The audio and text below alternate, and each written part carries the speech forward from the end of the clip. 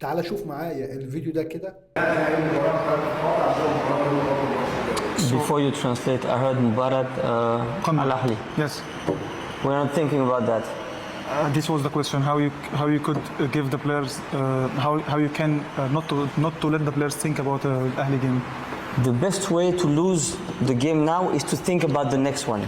If you think about the next one, you lose this one. احسن طريقه انك تخسر بيها الماتش اللي جاي انك تفكر في الماتش اللي بعده، فلو احنا فكرنا في الماتش اللي بعد اللي جاي احنا هنخسر الماتش ده. We take it match after match, week after week since day one, and we will keep doing this no matter what happens in the rest of the season. احنا بنشتغل ماتش بماتشه، اسبوع باسبوعه، وده اللي احنا بدأنا بيه من اول اسبوع وهنكمل بيه لنهايه الموسم ان شاء الله. ده حاجه احنا مش هنغيرها، ماتش بماتش، اسبوع باسبوع. And if I feel that the player is thinking about Al Ahly and not about the preparation of this game, he's out.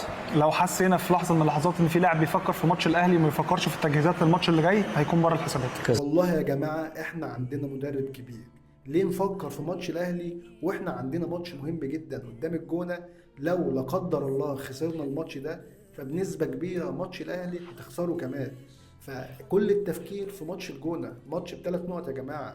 فالمدرب عجبني قوي في الفيديو ده وعجبني في كلامه ان اللعيبة لازم تكون مركزة في الماتش ده، وان اللاعب اللي مش هيكون مركز في ماتش الجونة ومركز مع الاهلي مش هيكون في حسابات المدرب. عجبني قوي تصريحات يانيك فييرا في الموضوع ده.